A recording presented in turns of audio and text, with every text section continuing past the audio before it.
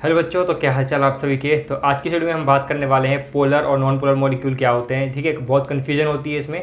तो आज हम कुछ स्ट्रक्चर्स देखेंगे, कुछ उसके एग्जांपल देखेंगे और देखेंगे कि पोलर और नॉन पोलर मॉलिक्यूल क्या होते हैं और उन डायपोल मूवमेंट के बारे में भी चर्चा करेंगे। ठीक है, चलो स्टार्ट करते हैं, देख लेते हैं। सबसे पहले देखो, मैं इसमें आपको डायरेक्ट मॉलिक्यूल की शेप बताऊँगा और उसके बारे में डायरेक्ट आपको पोलर और नॉन पोलर मॉलिक्यूल के बारे में बताऊँगा। तो देखो, सबसे पहले मैं एक चीज़ बता दूं आपको, यहाँ पर मैं पहले एग्जांपल ले लेता हूँ जल्दी से, फिर आपको समझाऊंगा। H2O का जैसे एग्जांपल ले लेते हैं। H2O की जो शेप होती है वो इस तरह से होती है, यहाँ पर बेंट शेप होती है। ठीक है, देखो मैं सबकी शेप डायरेक्ट बनाऊंगा, वो मुझे पता है किस तरह से बनती है। अगर आपको नहीं पता कि शेप किस तरह से बन रही है तो आप कमेंट करना है, मैं आपको फिर नई वीडियो बना करके दिखाऊंगा, उसमें बताऊंगा कि शेप किस तरह से बनाई जाती है मॉलिक्यूल्स की। ठीक है, तो यहाँ पर इसके दो लोन पेयर होंगे इस तरह से। ठीक है, इस तरह दो लोन पेयर होंगे इसके। CO2 का जो स्ट्रक्चर होता है वो इस तरह से होता है, लीनियर। ठीक है, तो मैं ये मान के चल रहा हूँ कि आपको ये पता होगा, नहीं पता तो आप कमेंट कर सकते हो, मैं आपके लिए नई वीडियो बना दूंगा। ठीक है, कि शेप कैसे बनाते हैं। तो यहाँ पर मैं दो मॉलिक्यूल मैंने लिए हैं। ठीक है, यहाँ पर देखो, एक चीज़ सबसे पहले पोलर नॉन पोलर मॉलिक्यूल को जानने के लिए हमें एक चीज़ सबसे पहले देखना होता है कि उसकी इलेक्ट्रोनेगेटिविटी के बारे में आपको थोड़ा पता होना चाहिए। इलेक्ट्रोनेगेटिविटी किस किस की ज़्यादा होती है? नाइट्रोजन, ऑक्सीजन और फ्लोरीन। तो सबसे ज़्यादा इलेक्ट्रोनेगेटिविटी किसकी होती है? फ्लोरीन की, ऑक्सीजन की, नाइट्रोजन की, मतलब कि इनकी इलेक्ट्रोनेगेटिविटी ज़्यादा होती है। ठीक है, तो यहाँ पर ऑक्सीजन कार्बन में से इलेक्ट्रोनेगेटिविटी किसकी ज़्यादा होगी? देखो, तो इसकी इलेक्ट्रोनेगेटिविटी ज़्यादा होगी, तो ये इलेक्ट्रॉन अपनी तरफ ज़्यादा खींचेगा। ठीक है, इधर से ये अपनी तरफ इलेक्ट्रॉन खींचेगा, तो यहाँ पर इसके ऊपर नेगेटिव चार्ज आ जाएगा, यहाँ पर पार्शियल नेगेटिव चार्ज आ जाएगा इसके ऊपर, और इसके ऊपर भी पार्शियल नेगेटिव चार्ज आ जाएगा। इसके ऊपर क्या आएगा? Positive charge. इस पर इलेक्ट्रॉन की कमी हो जाएगी, पार्शियल पॉजिटिव चार्ज आ जाएगा। ठीक है, यहाँ पर देखो क्या होगा बच्चों, यहाँ पर क्या होगा, इलेक्ट्रॉन देखो, इलेक्ट्रॉन क्या करेगा, इसकी इलेक्ट्रोनेगेटिविटी ज़्यादा है तो ये अपनी तरफ खींचेगा इलेक्ट्रॉन इधर साइड। ठीक है, तो इस पर क्या होगा? पार्शियल नेगेटिव चार्ज आ जाएगा, और इन दोनों इलेक्ट्रॉन पे क्या होगा? पार्शियल पॉजिटिव चार्ज आ जाएगा। ठीक है, यहाँ तक तो समझ में आ गया।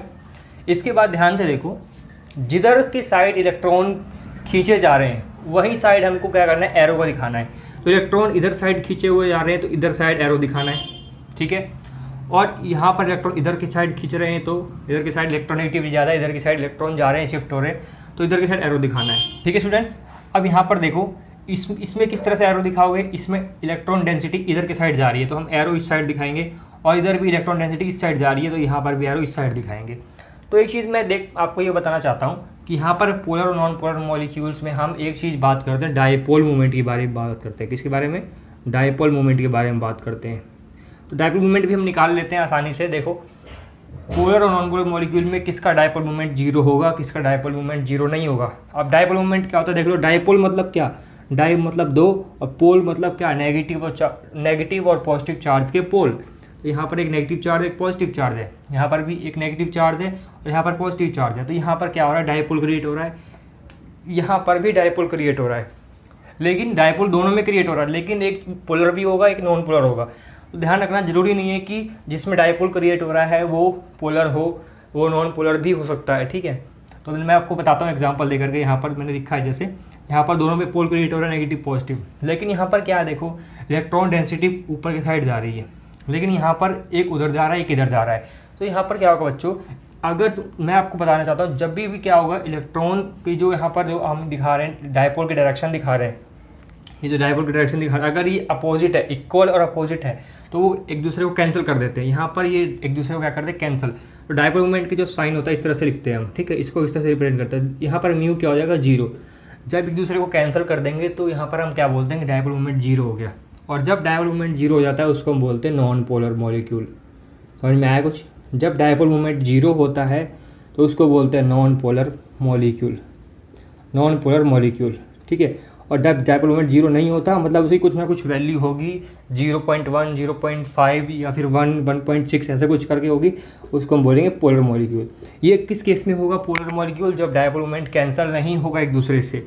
कब कैंसिल नहीं होगा?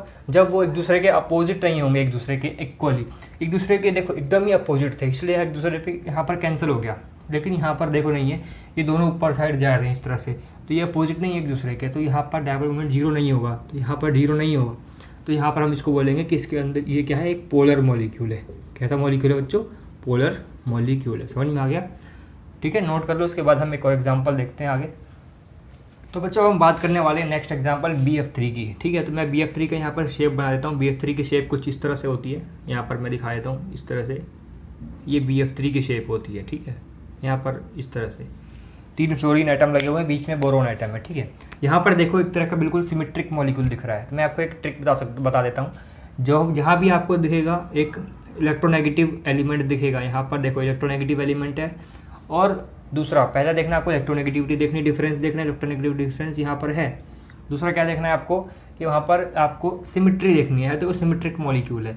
यहाँ पर क्या होगा, इलेक्ट्रोनेगेटिविटी इसकी ज़्यादा है, यहाँ पर इलेक्ट्रोनेगेटिविटी इसकी ज़्यादा है, इलेक्ट्रोनेगेटिविटी इसकी, इस पर नेगेटिव चार्ज आ जाएगा, इस पर क्या आ जाएगा बच्चों, पार्शियल पॉजिटिव चार्ज आ जाएगा।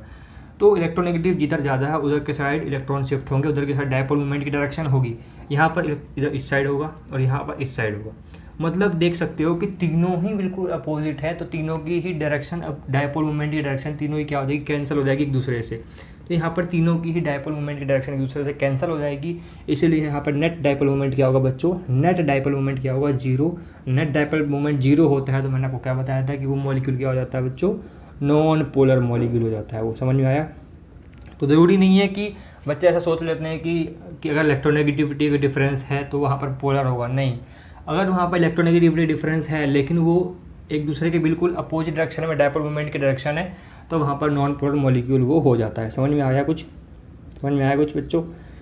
इसके बाद नेक्स्ट देखो NF3। NF3 का कुछ शेप इस तरह से बनती है। देखो मैं डायरेक्ट बना रहा हूँ क्योंकि मुझे पता है किस तरह से बनती है। यहाँ पर एक लोन पेयर होता है, यहाँ पर इस तरह से 3 फ्लोरीन एटम होते हैं, ठीक है। मैं NH3 का भी बना देता हूँ। NH3 का भी सिंपल ऐसे बनेगा, यहाँ पर लोन पेयर होगा, ठीक है, यहाँ पर H इस तरह से। अब यहाँ पर ध्यान से देखो किसकी इलेक्ट्रोनेगेटिविटी ज़्यादा है। मैंने यहाँ पर लिखा था नाइट्रोजन, ऑक्सीजन, फ्लोरीन। तो फ्लोरीन की इलेक्ट्रोनेगेटिविटी ज़्यादा है तो इसके पास पार्शियल नेगेटिव चार्ज आ जाएगा, इधर की साइड इलेक्ट्रॉन शिफ्ट होंगे, इलेक्ट्रॉन डेंसिटी इधर शिफ्ट होगी और इधर भी इस साइड शिफ्ट होगा और इधर भी इस साइड शिफ्ट होगा, ठीक है। तो यहाँ पर हम देख सकते हैं यहाँ, और इधर से इसमें जो होता है इलेक्ट्रॉन की डेंसिटी ऊपर की साइड शिफ्ट होती है, ठीक है। एक चीज़ ध्यान रखना, लोन पेयर में ऊपर की साइड शिफ्ट होती है इलेक्ट्रॉन डेंसिटी, इस तरह से दिखाते हैं हम। लोन डायपोल मूवमेंट की डायरेक्शन इधर होगी, ठीक है। अब यहाँ पर हम देख सकते हैं यहाँ पर एक चीज़ कि यहाँ पर देखो तीन जो डायपोल मूवमेंट की डायरेक्शन है, तीन नीचे आ रहे हैं, 3 डायरेक्शन नीचे आ रही है लेकिन एक डायरेक्शन ऊपर है, तो ये सिमेट्रिक नहीं है, ध्यान रखना। यहाँ पर 3 डायरेक्शन तीन डायपोल मूवमेंट है, एक ऊपर जा रहा है, तो एक दूसरे को कैंसिल नहीं कर पाएंगे, तो नेट डायपोल मूवमेंट 0 नहीं हो पाएगा, 0 नहीं हो पाएगा, ठीक है। बिल्कुल सिमेट्रिक नहीं है। सिमेट्री देखो ये था एकदम बिल्कुल, एंगल भी सेम है, 120 डिग्री का एंगल होता है, ठीक है। 120, इसमें भी 120 डिग्री, इसमें भी 120 डिग्री, इसमें भी 120 डिग्री, तो बिल्कुल सिमेट्रिक था, तीनों एक दूसरे को कैंसिल कर देते। लेकिन यहाँ पर सिमेट्रिक नहीं है, ना ही यहाँ पर सिमेट्रिक है। यहाँ पर डायपोल मूवमेंट की डायरेक्शन किस तरह से दिखाओगे, देखो जिसकी इलेक्ट्रोनेगेटिविटी ज़्यादा होगी उधर की साइड एरो जाएगा। तो यहाँ पर इलेक्ट्रोनेगेटिविटी किसकी ज़्यादा है बच्चों, इसकी ज़्यादा है, ठीक है। इसकी इलेक्ट्रोनेगेटिविटी क्या है बच्चों, ज़्यादा है, तो यहाँ पर इलेक्ट्रोनेगेटिविटी इस साइड जाएगी। तो मतलब इस पर पार्शियल नेगेटिव, इन पे पार्शियल पॉजिटिव, इस पे पार्शियल पॉजिटिव, इस पे पार्शियल पॉजिटिव, यहाँ पर इस पे पार्शियल नेगेटिव, इस पे पार्शियल नेगेटिव, इस पे पार्शियल नेगेटिव, एंड पे क्या आएगा बच्चों, पार्शियल पॉजिटिव चार्ज आएगा। समझ में आया कुछ। तो यहाँ पर डायरेक्शन इस तरह से दिखाएंगे हम, डायपोल मूवमेंट की डायरेक्शन है इस तरह से दिखाएंगे, तो ये भी कैंसिल नहीं होगा क्योंकि देखो यहाँ पर भी क्या हो रहा है कि सारे ही ऊपर जा रहे हैं, यहाँ तो सारे ही ऊपर जा रहे हैं, तो ये भी कैंसिल नहीं कर रहे एक दूसरे को, not cancel each other, dipole movement direction not cancel each other.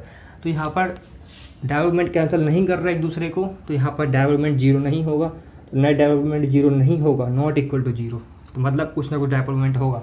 तो इसलिए हम इसको क्या बोलेंगे, ये क्या है बच्चों, एक पोलर मॉलिक्यूल है। कैसा है, पोलर। जब डायपोल मूवमेंट 0 हो जाए समझ लेना नॉन पोलर, लेकिन डायपोल मूवमेंट 0 नहीं होगा तो क्या बोलेंगे बच्चों, पोलर मॉलिक्यूल बोलेंगे, ठीक है। ये भी क्या है, पोलर है, ये भी क्या है, पोलर है, ठीक है। अच्छा एक चीज़ और पूछ लेते हैं कि किसके डायपोल मूवमेंट ज़्यादा होगी, तो डायपोल मूवमेंट किसकी ज़्यादा होगी बताओ। यहाँ पर तुम देखो चारों ही की चारों डायरेक्शन ऊपर जा रही है, कुछ भी एक दूसरे से कैंसिल नहीं हो रहा, लेकिन यहाँ पर देखो तीन क्या हो रहे हैं, देखो 3 नीचे आ रहे हैं, है ना, और एक ऊपर जा रहा है, तो एक तो कैंसिल कर ही देगा, 2 बचेंगे, ठीक है। फिर भी डायपोल मूवमेंट 0 नहीं है पर, है ना।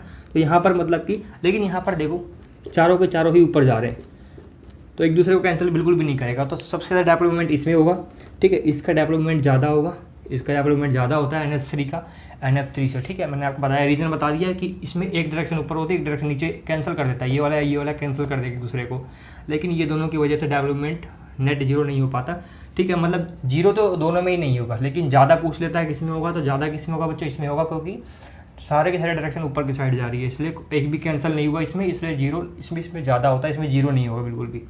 समझ में आ गया। इसके बाद देखो नेक्स्ट एग्जांपल CCl4 का। तो बच्चों एग्जांपल नेक्स्ट है CCl4 का। CCl4 कार्बन टेट्राक्लोराइड में इसकी शेप बना देता हूँ। इसकी शेप टेट्राहेड्रल होती है इस तरह से, एक बॉन्ड पीछे होता है, एक बॉन्ड आगे होता है। मैं इस तरह से बना रहा हूँ। इसकी 3D शेप अलग होती है। मैं आपको अगर हो सकेगा तो आपको स्क्रीन पे मैं दिखा दूंगा।